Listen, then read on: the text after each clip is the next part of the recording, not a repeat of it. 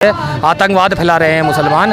ये इस्लाम नहीं है। इस्लाम इस बात की ताकीद नहीं करता कि आप आतंकवाद करें या तलवार को मतलब किसी का गला उड़ा दें या कुछ कर दें। वर्ल्ड के अंदर लग जाता है। आप हिंदुस्तान का झंडा अगर पाकिस्तान में लगाएंगे तो चलेगा नहीं, ईरान में लगाएंगे चलेगा नहीं, बताइए चल जाएगा? यूएस में लगाएंगे नहीं चलेगा। एक महात्मा गांधी की प्रतिमा ऐसी थी कि जो सब जगह देश में लगी, अमेरिका तक ने लगाई, लंदन ने भी लगाई पीस के लिए। लेकिन इमाम हुसैन का झंडा जो है काला, वो पूरा पाकिस्तान हो जाए, अमेरिका हो जाए, ईरान हो जाए, इराक हो जाए, लंदन हो जाए, सब जगह लगता है। सब जगह ये आज़ादारी मानी जाती है। ये किरदार, ये बुलंदी इमाम हुसैन ने पैदा करी, पूरी तलवार पे नहीं फैला, वरना तो सबको मार के हुकूमत ले लेते वहाँ पर। आपने कहा कि इस्लाम ये नहीं कहता कि किसी की कुर्बानी ले, नहीं। लेकिन कहीं ना कहीं जब बकरीद होती है, आपने बताया बकरीद ऐसा था, जनाबे इब्राहिम, हज़रत इब्राहिम एक अभी ट्रेंडिंग को रख रहे हो क्वेश्चन, कहीं ना कहीं आपने पता होगा फरमानी नाज है, एक मुस्लिम समुदाय से आप जानते होंगे, एक बूढ़ा ढोलक वाला एक फरमानी नाज है। वो कहीं ना कहीं एक कलाकार है, और कलाकार के नाते होने के अभी जो कावड़ यात्रा चल रही थी, तो कावड़ यात्रा में उन्होंने एक हर हर शंभू जो भजन निकाला भोलेनाथ का, तो एक मौलाना है देवबंद के, तो उन्होंने इस चीज़ पर ऐतराज़ जताया कि मुस्लिम लड़की को ऐसा नहीं करना चाहिए। इसको लेकर के क्या कुछ मोहम्मद रफ़ी ने कहा जय संतोषी माता का, इसमें वो तो कलाकार ही है, उनकी कोई दिक्कत वाली बात। सबको मानते हैं हम लोग। लेकिन कुछ मुसलमान ये कह रहे हैं कि मुसलमान है ही नहीं वो सलमान खान। असल में क्या है, मैं क्या कहूँ आपसे मीडिया में कि कुछ गैर सांप्रदायिक लोग मुसलमानों के रूप में आ गए हैं। पूरा इतिहास पढ़ के कुरान जय श्री कृष्ण हम कुछ भी कह देंगे, हमें कोई एतराज। हमारे साथ क्या नाम है सर आपका? मेरा रज़ा अली खान। रज़ा अली इस बात से नहीं, हर शंभू में क्या एतराज़ है? महादेव है, पहले प्रॉफिट है, सब मानते हैं, सब उनकी औलाद है। ये तो बाद में कर दिया हिंदू मुसलमान सी के साथ हो गया।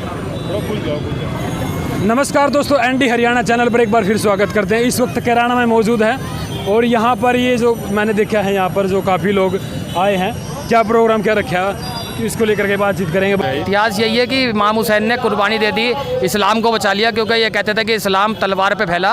अगर तलवार पे फैलता तो जो इस्लाम के जो रसूलुल्लाह के नवासे थे, ये प्रॉफिट मोहम्मद साहब के सल्लल्लाहु अलैहि वसल्लम के, तो उन्होंने ये दिखाया कि हमने जो है तलवार को साइड में रख के तलवार मयान में रख ली थी और अपने सर को कलम करवा दिया था। सारे पूरे 72 शहीद थे करबला के। ये दिखाया कि हमने तलवार से नहीं, अपने इस्लाम को बचा के चले गए। वो जो आजकल का इस्लामी बनाना चाह रहे हैं, तलवारों से आतंकवाद फैला रहे हैं मुसलमान।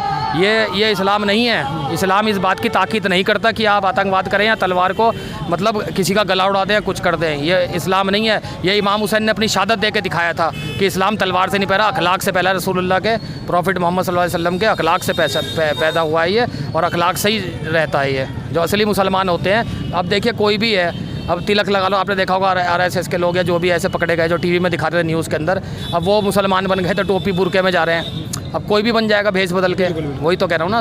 तो ये मुसलमान नहीं होते। मुसलमान वो होते हैं जो अपनी कुर्बानी दे दें और इंसान को इंसान समझे, सामाजिक लोगों को सामाजिक लोग समझें, इंसानियत के प्रतीक का एक परचम बने। ये अलम जो है, ये जो अलम उठा के चल रहा है, ये अलम था उनका, इमाम हुसैन का, ये प्रतीक होता था। ये पूरे वर्ल्ड के अंदर लग जाता है। आप हिंदुस्तान का झंडा अगर पाकिस्तान में लगाएंगे तो चलेगा नहीं, ईरान में लगाएंगे चलेगा नहीं, बताइए चल जाएगा? यूएस में लगाएंगे नहीं चलेगा। एक महात्मा गांधी की प्रतिमा ऐसी थी कि जो सब जगह देश में लगी, अमेरिका तक ने लगाई, लंदन ने भी लगाई पीस के लिए। लेकिन इमाम हुसैन का झंडा जो है काला, वो पूरा पाकिस्तान हो जाए, अमेरिका हो जाए, ईरान हो जाए, इराक हो जाए, लंदन हो जाए, सब जगह लगता है। सब जगह ये आज़ादारी मानी जाती है। ये किरदार, ये बुलंदी इमाम हुसैन ने पैदा करी पूरी दुनिया के लिए। आपने कहा इमाम हुसैन ने जो अपनी तलवार को रखा था उसमें एक कमान में, तो मतलब शांति पीरियड थे। हाँ, इमाम हुसैन गुस्से में थे। हाँ। मेरे सारे परिवार को तो उन्होंने दिखाया कि मैं कितना ताकतवर था। यजीद की फ़ौज को 10 मुहर्रम को जो छुट्टी होती है, 10 अशरे के दिन, यानी 10th मुहर्रम को, जिस दिन शहादतें हुई सबकी 72 करबला के शहीदों की, लास्ट में इमाम हुसैन गए। जब इमाम हुसैन ने लाखों की फ़ौज को दीवार से टकरा दिया महल की यजीद के, तो इसके बाद उन्होंने ऊपर से आवाज़ आई, हुसैन तूने जो इम्तिहान था वो जीत लिया, अपनी तलवार मयान में रख ले। इमाम हुसैन ने ऊपर देखा और तलवार को मयान में रख ली, यानी रब्बे हुकुम का कहना माना। उसके बाद तीरों के ऊपर उनका जिस्म आ गया। इतनी तीरें चली क्योंकि सारी फ़ौज सिमट गई थी एक जगह। उन्होंने सोचा हुसैन तो आज सबको कर देंगे, मार देंगे, लेकिन जब हुक्म हुआ तो तलवार मयान में रख ली। अब ये सबूत था इस्लाम का कि इस्लाम तलवार पे नहीं फैला, वरना तो सबको मार के हुकूमत ले लेते वहाँ पर। आपने कहा कि इस्लाम ये नहीं कहता कि किसी की कुर्बानी ले, नहीं। लेकिन कहीं ना कहीं जब बकरीद होती है, आपने बताया बकरीद ऐसा था, जनाबे इब्राहिम, हज़रत इब्राहिम अलैहिस्सलाम को सपना आया कि भाई तुम अपनी सबसे प्यारी चीज़ कुर्बान करो हमारे ऊपर, ईश्वर का, अल्लाह का, ठीक है ना। 3 दिन तक आया, एक दिन नहीं तो उन्होंने अपने बेटे से पूछा। उनके बेटे भी रसूल थे, बड़े पैगंबर थे, तो ये भी पैगंबर थे, लड़का भी पैगंबर थे, जनाब इस्माइल अलैहिस्सलाम। तो उन्होंने उन बड़े लड़के से डिस्कशन किया। लड़के ने कहा ठीक है, मैं सबसे बड़ी आपकी प्यारी चीज़, वो आप मुझे कुर्बान कर दें उनके ऊपर। जब अगर जनाब इब्राहिम जनाब इस्माइल का कत्ल कर देते, गले पे खंजर रखा था उन्होंने, पट्टी बांध ली थी अपने आंखों पे कि देख ना सके बेटे को मारते हुए, तो जैसे ही उन्होंने छुरी तो चला दी थी, ठीक है ना, लेकिन ईश्वर ने उनको साइड में करके बकरा लगा दिया था, भेड़ लगा दी थी, भेड़ दुम्बा जिसे कहते हैं, यानी कि उसके बेटे को हटा दिया था फरिश्तों ने, और वो भेड़ कट गई थी वहाँ पर, ठीक है ना, लेकिन उनके गले पे निशान पड़ गया था छुरी का चलाने का ना, तो ईश्वर ने वो कुर्बानी कबूल कर ली थी। और ये एक ईश्वर की तरफ से सिंबल बना दिया गया था, अगर वो कट जाते तो मुसलमान का बच्चा कटता। बिल्कुल अगर बच्चा कट जाता उस टाइम नबी से, वो भी नबी थे, अगर वो कट जाता उस टाइम तो समझ लो आप बच्चा कटता है इंसान का। एक लेडीज़ है हमारी दिल्ली में, उन्होंने मुझसे कहा साहब आदमी को क्यों नहीं काट देते, तो मैंने कहा आदमी को काट रहे थे लड़के को काट रहे थे, लेकिन दुम्बा रख दिया था ईश्वर ने, तभी दुम्बा कटता है, बकरे की कुर्बानी देनी पड़ती है, ईश्वर को पसंद आता है, इम्तिहान था। अब उनके उसमें ईश्वर ने ये बता दिया, कुरान में लिखा है कि आपको दुम्बा काटना पड़ेगा, जिसकी नोयत हो तो काट दे, नहीं हो तो कोई बात नहीं, फ़र्ज नहीं है ये सबको ही काटना है, जिस पे पैसे हैं काट दे। बिल्कुल सर, एक क्वेश्चन हो रहा है मेरा, एक अभी ट्रेंडिंग को कर रहा है वो क्वेश्चन, कहीं ना कहीं आपने पता होगा फरमानी नाज है, एक मुस्लिम समुदाय से आप जानते होंगे, एक बूढ़ा ढोलक वाला एक फरमानी नाज है, वो कहीं ना कहीं एक कलाकार है, और कलाकार के नाते होने के अभी जो कावड़ यात्रा चल रही थी, तो कावड़ यात्रा में उन्होंने एक हर शंभू जो भजन निकाला भोलेनाथ का, तो एक मौलाना है देवबंद के, तो उन्होंने इस चीज़ पर ऐतराज़ जताया कि मुस्लिम लड़की को ऐसा नहीं करना चाहिए, इसको लेकर के क्या कुछ कहो? नहीं, मुस्लिम लड़की को, ये असल में क्या है ना, सारे धर्म के ठेकेदार बन गए हैं, ठीक है ना, वो सोचते अगर यहाँ हम कुछ बोल देंगे तो हम मीडिया वालों में फेमस हो जाएंगे, वरना ऐसा कुछ नहीं है। सदाशिव जो है, देखिए जो पहले प्रॉफिट थे 1,24,000 प्रॉफिट आए, जो लिखा हुआ है वेद में भी लिखा हुआ है, कुरान में भी लिखा है, बाइबल में, ग्रंथ साहब में भी लिखा है, जैनियों की किताब में भी लिखा है, 1,24,000, कोई भी डिग्री चेंज नहीं है, होगी भी नहीं, जो सच है सच है।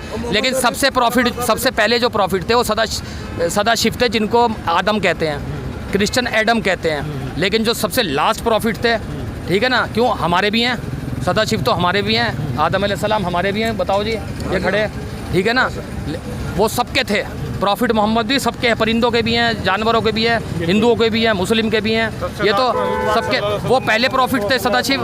गम्बम बोले हमारे भी हैं, हम भी मानते हैं, नहीं समझे, मोहम्मद साहब लास्ट प्रॉफिट हैं, और जितने प्रॉफिट है सबको मानते हैं। कृष्ण जी थे, मूसा अलैहिस्सलाम को कृष्ण कहते हैं, मूसा अलैहिस्सलाम मतलब कहीं ना कहीं मिलते जुलते कृष्ण जी कहते हैं, मतलब मोहम्मद रफ़ी ने गाना गाया था उस टाइम जो है, यही बात आज आप यहाँ जो, क्योंकि मोहम्मद रफ़ी पहला भजन मोहम्मद रफ़ी ने गाया जय संतोषी माता का, इसमें वो तो कलाकार ही है, उनकी कोई दिक्कत वाली बात नहीं। यही तो बात कहीं ना कहीं हम पूछना चाहते हैं, क्योंकि इस चीज़ का एक मुद्दा बना दिया है। नहीं, ये तो भाई ऐसा है, देखो मेरी बात सुनो, ये तो एक आदमी अपना जो है, आदमी अपना नाम के लिए या किसी चीज़ के लिए कर रहा, इसमें कोई गुनाह या पाप नहीं है, वो अपनी रोजी रोटी के लिए अगर वो कमा रहा है, कुछ भी बोल दे तो उसमें कोई गुनाह पाप नहीं है। अब ये सलमान खान है, शाहरुख खान है, ये सब हैं, ये इनका पूछो ना जाके ये क्या कर रहे हैं, बिल्कुल तिलक भी लगा रहे हैं, भजन भी गा रहे हैं, क्या मतलब सब, मतलब उनको गणेश की फतवा लग जाएगा कि मतलब गणेश की इनको मूर्ति मार भी दो, उठती है सलमान खान के यहाँ से, गणेश जी की मूर्ति उतरती है, यात्रा निकलती है सलमान खान के यहाँ से, हम लोग तो सब मानते हैं, सबको मानते हैं हम लोग। लेकिन कुछ मुसलमान ये कह रहे हैं कि मुसलमान है ही नहीं वो सलमान खान। असल में क्या है, मैं क्या कहूँ आपसे मीडिया में,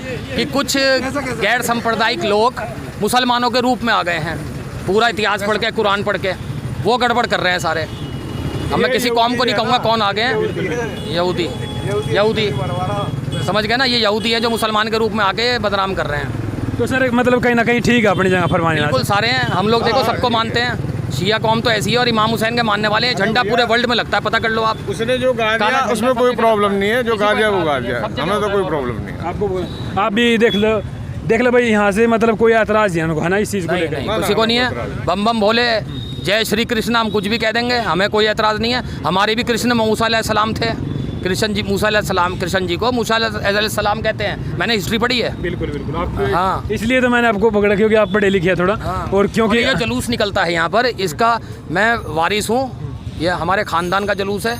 हमारी दादी सईदा बेगम ने मुकदमा लड़ा था सुन्नियों के साथ, जिस पे एतराज़ था कि साहब नहीं निकलेगा। हाई कोर्ट से जीते थे, रूट बना था, ये रूट बना था हमारे वहाँ से बड़े इमाम बड़े के पास से। फिर सारे सुन्नी इकट्ठे हो गए सईदा बेगम के पास, कसाई वगैरह सब लोग कुरैशी। उन्होंने कहा कि साहब ऐसा है कि हम चाहते हैं हमारे सेंटीमेंट्स हर्ट्स होंगे, आप अपने बाहर वाले के घर से जुलूस को निकाल ले। हमारी दादी मान गई थी, उन्होंने कहा फिर तुम बंदूक क्यों निकाल के बैठ गए थे? प्यार से कहते थे जब भी हम कर लेते, अब कोर्ट के थ्रू आए तो अब भी कह रहे, अब भी मान गए चलो तुम्हारी बात। जब यहाँ से जुलूस निकलता है, वरना ये हमारे खजूर वाले और इसका मुतवल्ली वफ़ का यानी वारिसाने मुतवल्ली, क्योंकि वफ़ुल औलाद है ये उसका, मैं हूँ, रज़ा अली खान नाम है मेरा। जी जी जी। जी तो सर क्या कुछ कहना चाहोगे? आपने भी कहीं ना कहीं चुप्पी तोड़ी है फिलहाल। तो अभी जैसे कावड़ यात्रा चल रही थी, मानने आपने भी किसी ना कोई एतराज़ नहीं होता इस चीज़ का? कावड़ियों को भी पानी पिलाया मुसलमानों ने जानसठ के अंदर मोरना में। पूरी सेवा की है कावड़ियों की, हमें कोई दिक्कत नहीं है इस लेकिन बात उस की। मौलाना जी का क्या कुछ कहना चाहोगे जो देवबंद के है? उन्होंने जो क्या बोलते हैं उसको? मौलाना ने कोई ऐसी बात नहीं कही। मौलाना अपने हिसाब में सही है, मौलाना की कोई दिन बड़ी बात नहीं है। वो तो अपने कलाकार है, वो अपने कलाकारी से अपना काम कर रहे हैं, उसमें क्या दिक्कत है? कि मौलाना असल में क्या होता है, इंग्लिश में कहावत है लिटिल नॉलेज इज़ डेंजरस। उनको कम मालूमात है होगी, वरना तो ऐसा कोई मालूमात नहीं है। धार्मिक गुरु हैं जो आप- हाँ, धार्मिक गुरु हैं तो उसमें थोड़ा सा नॉलेज ना होने की वजह से कुछ बोल दिया, टंग स्लिप ऑफ टंग हो जाती है मौलाना की, वरना ऐसी बात नहीं है। देवबंद वाले भी ऊंचे हैं। हसन मदनी साहब थे, वो उम्र में पड़े थे, लेकिन हमारे दोस्त थे, पापा के भी हमारे भी, और जस्टिस सरदार अली साहब के जो MRTCP के चेयरमैन थे दिल्ली में, तो हम उनके घर पे ही मिलते थे उनसे, हसन मदनी जी से। उनके ये जो है भाई है, ये भी अच्छे आए हैं बहुत लड़के, महमूद मदनी, ये भी बहुत अच्छे इंसान हैं। कोई ऐसा नहीं है मौलवी से वो तो वहाँ मदरसा है ना उनका, वो तो ट्रेनिंग स्कूल है, उनको सीखने के लिए आते हैं। कुछ स्लिप ऑफ टंग हो गया वो नॉलेज के मुताबिक, तो ऐसा नहीं है कि वो लोग खिलाफ हैं। वो लोग बहुत अच्छा दारुल है, पूरे वर्ल्ड के अंदर वो लोग पढ़ा एजुकेशन। इन्होंने बोला कि उन्होंने एतराज़ किया, तो यहीं के हमारे किराने के जो चौधरी जो थे लोग, वो आए हमारे पास और उन्होंने कहा वहाँ से मत निकालो, यहाँ से निकालो, हम कह रहे। उन्होंने हमारी सपोर्ट करी, हमारे साथ बल्कि जुलूस में सारे चौधरियों ने हमारे साथ मिलके हमारा जुलूस यहाँ से निकलवाया। हाँ, यहाँ से निकलवाया। तो वो भी तो मुसलमान ही है, तो ऐसा थोड़ी है। अब के वो उन्होंने मना कर दिया था, तो अभी फिर वो भी गलत थे, इसका मतलब वो गलत क्यों थे? वो तो गलत नहीं थे। उन्होंने कहा नहीं आप यहाँ से निकालो, हम देखें कौन रोकेगा। तो भाई ऐसा नहीं है, सब तरह के लोग हैं। बिल्कुल बिल्कुल। तो हमारे साथ क्या नाम है सर आपका? मेरा रज़ा अली खान। रज़ा अली खान जी, सैयद रज़ा अली खान। सैयद रज़ा अली खान हमारे साथ मौजूद थे और मुतवल्ली वफ़ गुलाम हसन खान, जिसका ये जुलूस निकल रहा है हाँ। यहाँ से जी। तो भाई मैंने आपको जुलूस भी दिखाया है और हमारे साथ इंटरव्यू है काफ़ी। और सबसे अहम बात तो ये है भाई, हिंदू मुस्लिम एकता का जो परिचय दिया था फरमान नाज़ ने, तो उनकी सपोर्ट में खड़े हैं। और इन्होंने खुद अपने ज़ुबान से भी कहा कि भाई वो हम हर हर बोले और हरे कृष्णा। आप एक बार और बोल दें, क्योंकि एकजुटता जो आपने दिखाई दी आपके माध्यम से हिंदू मुस्लिम में जो। अच्छा, आप क्या कहना चाहोगे जो आपने एक बार और बता दिए कि हर हर शंभू, हमने कोई एतराज़ नहीं इस बात से करने? नहीं, हर हर शंभू में क्या एतराज़ है? महादेव है, पहले प्रॉफिट है, सब मानते हैं, सब उनकी औलाद हैं। ये तो बाद में कर दिया, हिंदू मुसलमान सिख ईसाई सब धर्मगुरु बन गए, सब भाई भाई हैं। मतलब और हम तो आज तक मानते हैं, जो हमने इतिहास पढ़ रखा है, तो हमें तो कोई भेदभाव नहीं है, हमें गले मिला दो किसी से भी। चलो भाई, कितनी प्यारी बात लगी है। और आप इनके लिए जरूर कमेंट बॉक्स में अपनी राय जरूर रखना। कहाँ लिख रहा कौन मुसलमान कौन हिंदू? हाँ वही है जी? किसके कहाँ लिख रहा कौन मुसलमान कौन हिंदू? किसके यहाँ धब्बा है? आपके यहाँ मोहर लग रही हो, आप हिंदू हो, आपके यहाँ कोई निशान है या कोई खून में मिलावटी है या पानी में मिलावटी है? सदाशिव की औलाद है सारी, कोई भी हो। पहले प्रॉफिट थे, सदाशिव जो थे पहले प्रॉफिट थे। ब्लेड मार के देख ले, खून ऐसा निकलेगा ना, लाल ही। सुनो तो, आदम अलैहिस्सलाम, मुसलमान आदम अलैहिस्सलाम कहते हैं और हिंदू सदाशिव कहते हैं। हिस्ट्री पढ़ लेना आप, मैं गलत नहीं बोल रहा हूँ, ठीक है ना? सदाशिव कहते हैं और क्रिश्चियन एडम कहते हैं। एक बात और कहना तीनों ये कहते हैं। ये देख, किसके पास ऐसी कविता नहीं है या कुरान नहीं है या भगवत गीता नहीं है? सबके पास एक ही किताब है। हिंदू धर्म में जाओ, मुसलमानी में जाओ, सिख में जाओ, शाही में जाओ, सबके पास किताब एक ही मिलेगी। सिर्फ धर्म बनाए यहाँ के नेताओं ने, यहाँ के नेताओं ने सब अलग अलग कर दिए। मैं हिंदू, मैं मुसलमान हूँ, मैं सिख हूँ, मैं शाही हूँ, ये सब यहाँ इस धरतीवासियों ने करे अलग अलग। ऐसा था जो अच्छा लग रहा है। हिंदू मुस्लिम सारे एक लोग हैं, लेकिन ये राजनीतिक जो चाल होती है ना, ये डिवाइड एंड रूल जो अंग्रेजों ने 1947 के अंदर गांधी जी ने अकेले किया था, फूट डालो राज्य करो, वो महात्मा गांधी जी ने इसको फेल कर दिया था। अब ये फिर से लागू कर दिया है, लेकिन पब्लिक समझदार है, जनता समझदार है, ठीक है ना? वो जानती है कि हाँ वो ऐसा नहीं करेगी, चाहे पढ़े लिखे हो चाहे सब लोग समझदार हैं। गाँव के लोग तो सब बहुत समझदार हैं, देख लिए। जैसे आप जैसे समझदार लोग हैं तो कोई ऐसा कोई कुछ नहीं बिगाड़, है ना जी? तो समझदार लोग हो रहे। मैं यहाँ नौकरी करता हूँ 10-5 हज़ार रुपये की, कोई नहीं कहता कि कौन मुसलमान कौन हिंदू। मुझे नहीं बता दो किसके पास क्या चीज़ का सबूत है, किसके पास कौन मुसलमान है कौन हिंदू है? कोई भी हो सकता है। मैं तिलक लगा लूँ तो मैं हिंदू हो जाऊँगा, मैं टोपी रख लूँ मैं मुसलमान हो जाऊँगा, अगर मैं मूंछ पर रख लूँ मैं पंजाबी हो जाऊँगा। किसके पास सबूत है? मुझे ये बता दो बस, है कि नहीं?